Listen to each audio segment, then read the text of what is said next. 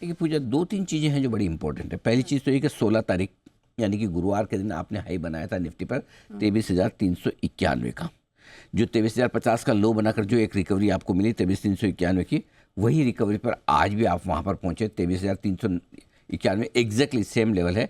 जो अब अपने को क्या चाहिए बचे हुए समय के लिए, 23,400 के ऊपर की क्लोजिंग चाहिए, पहली चीज़। दूसरा, सपोर्ट लिया हमने 23,170 पर, वही 23,100 23,200 स्ट्रॉन्ग सपोर्ट जोन है। थोड़ी देर के लिए आप लाल निशान में भले ही फिसले, वो सुबह सुबह हल्का सा गए जो गए, उसके बाद धीमे धीमे धीमे मजबूती आपने बनाना शुरू कर दी, ये होगी दूसरा।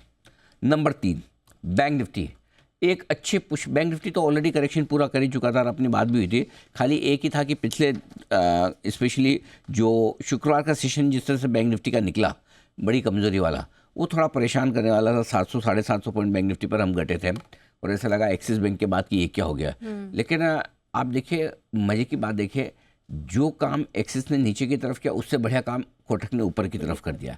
मज़े की बात देखिए, कोटक बैंक तो 9-10% भागा ही। जिनके नंबर्स ख़राब थे, मसलन आरबीएल बैंक, वो भी आपका घटा नहीं जा रहा, नीचे खुलकर वो भी रिकवर हो गया बैन में होने के बाद। न चलिए, एक तो बैन में तो शॉर्ट, तो लोग तो अब सोच भी रहे होंगे बढ़िया बैन में था, नहीं तो शॉर्ट ही हो जाते, कम से कम ये अच्छी बात है। सो ओवरऑल आप ये समझिए कि बैंकिंग शेयरों में भी वो उतना रिएक्शन पॉजिटिव साइड पे बेटर आ रहा है, नेगेटिव साइड पर कम आ रहा है। ये या जिससे उम्मीद ख़राब करने की है और वो ख़राब कर रहा तो चलेगा, जिससे उम्मीद अच्छे की है वो ख़राब करेगा तो नहीं चलेगा, जैसे एक्सिस बैंक। जिससे उम्मीद कम है, थोड़ा भी अच्छा कर लिया तो वो बहुत बढ़िया हो सकता है, वो कोटक बैंक है। सो बिल्कुल स्टॉक स्पेसिफिक रिएक्शन एक एक सेक्टर में बाजार जो दे रहा है, और रिजल्ट पे इस तरह का रिएक्शन आना। अब आप देखिए, इंडियन होटल के रिजल्ट में कोई खराबी नहीं जी। लेकिन नहीं चला। ICICI लोम्बार्ड के रिजल्ट में कोई खराबी नहीं लेकिन प्रॉफिट बुकिंग आ गई। तो जहां आपकी एक्सपेक्टेशन पहले से कि रिजल्ट अच्छे आएंगे, वो रिजल्ट अच्छे भी आ रहे हैं।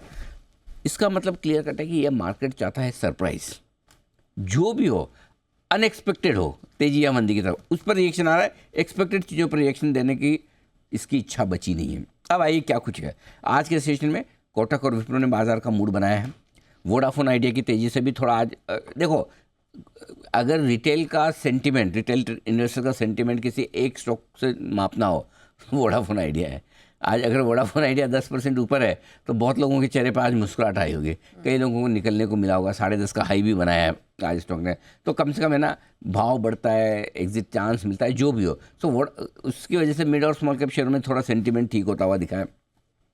अच्छी बात है कि सपोर्ट रेंज पे पहुंचने के बाद निफ्टी ने वहाँ से रिकवरी दी है, जो कि 23,100 से 23,200 की रेंज का है, वहाँ से अच्छी रिकवरी आई है। अब बचे हुए समय के लिए कुछ इंपॉर्टेंट लेवल जो आपने पूछा, मैं बता दूं पूछा कि पहला है 23,100 23,200 रहेगा मजबूत सपोर्ट जोन। ये आसानी से टूटने वाला है नहीं। अब आप कहेंगे वो तो बहुत दूर है, देखो कोई भी दूर या नज़दीक नहीं होता। सुबह तो जिस तरह का मार्केट था 23,400 दूर ही लग रहा था ना, है ना। तो ये दूर नज़दीक कुछ नहीं, रेंज में कोई भी लेवल ऊपर या नीचे की तरफ रेंज के अंदर आ सकता है। रेंज के बाहर निकलना मुश्किल हो सकता है किसी भी एक तरफ, लेकिन रेंज का लेवल आ सकता है। ऊपर में 23,400 23,500 आज की ऊपरी रेंज है बैंक निफ्टी। अब 49,050 49,250 रहेगा बचे हुए समय के लिए मजबूत सपोर्ट। 49,500 के ऊपर हम निकले भी, 49,650 तक पहुँचे भी। अब ऊपर में 49,800 से लेकर 50,075, ये वो रेंज होगी जो कोशिश होगी बैंक निफ्टी की वहाँ तक जाने की। इसके लिए कोई एक आध और अच्छा रिजल्ट चाहिए आपको।